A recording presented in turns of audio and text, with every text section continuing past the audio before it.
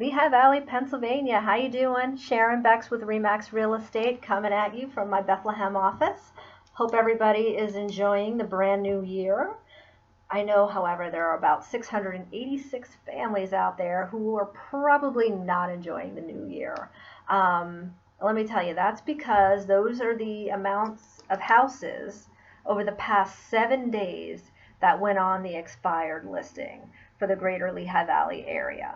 So for those of you who don't know what the expired list is, it's when a house is listed on the MLS for sale and for whatever reason the house didn't sell, and so therefore the house is taken off and it's just marked as expired. And sometimes people will try to sell the house again, but for the most part it's expired and didn't sell, which is sad because let's face it, one of the reasons that you want to sell your house to begin with is due to some kind of life event, right?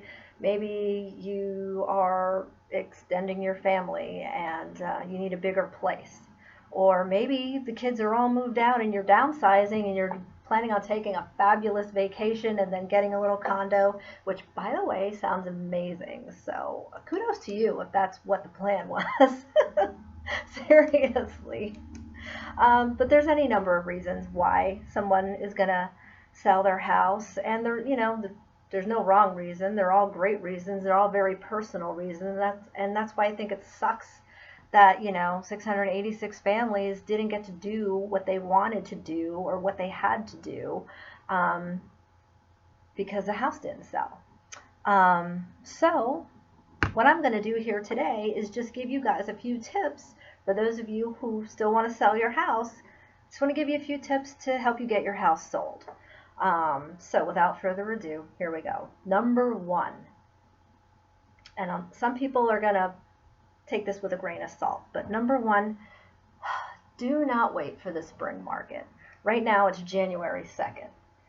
The weather, one day it's like 39 and sunny, the next day it's a blizzard. I know, it's Pennsylvania, so it's just crazy, the weather. So some of you might have kids or pets, and it might be a pain in the butt to uproot the family every time there's a showing in the house, in inclement weather. I will say this, if you can swing it, do it, because the inventory is still very low. Matter of fact, between 2018 and 2019, the inventory was down 29.2%. And that's just during the normal time. And then during the winter time, there's even less inventory available, which means less competition for you, especially if maybe your house isn't like in the best or greatest of condition.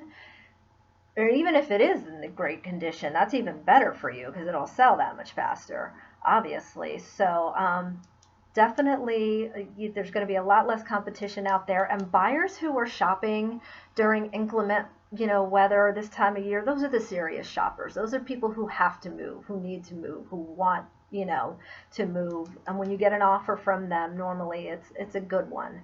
And there's still more buyers out there than there are sellers, so you're still in a good spot. Prices are still holding. They're up 5.1%.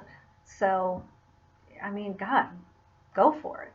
There's no reason. If there's nothing holding you back from doing it, the house is in good shape, I highly recommend you not waiting until spring when everyone and their mother is putting their house on the market. Or just a lot of times what sellers do is they'll test the market, and that's when they're going to do it in the spring and summertime. So now you're competing with these people, and it's just, don't do it. If you can't, if you just don't. I know that sounds bad, but if there's no reason to wait and you don't have to worry about kids and pets and all that stuff, definitely try to get it done in the wintertime with less competition. Prices haven't gone down, so go for it, right? And number two, what I want you to do is, since your house was already listed on the market and didn't sell, I want you to go back and look at the feedback that you got from all the agents that showed your house. That'll be a good indicator. If you had enough showings, you'll see patterns as to why you think your house didn't sell. It's there. It's in black and white. It'll pop out at you, definitely. Sometimes it's a matter of condition, sometimes it's pricing or location or whatever. And if you think it's a condition thing, what I think you should do, and the best thing you can do, is to hire a stager to come to the house. And I know people think staging is just rearranging the furniture or putting up paint or whatever, but there's really a lot more to it than that. And a lot of times it's simpler. There's a lot of little fixes and a lot of little tweaks that you can do that'll make the house just pop and sparkle and look fabulous. So definitely, and there's a lot of real estate agents like me who are actually certified stagers, and that could go through your house and just give you a punch list, like do this, do that, change this, you know. And a lot of times it's just little tweaks. It's just little tiny tweaks or whatever, just to make the house showroom ready, which is what you want. Okay. Number 3, I think one of the things that you can do too is get a second opinion.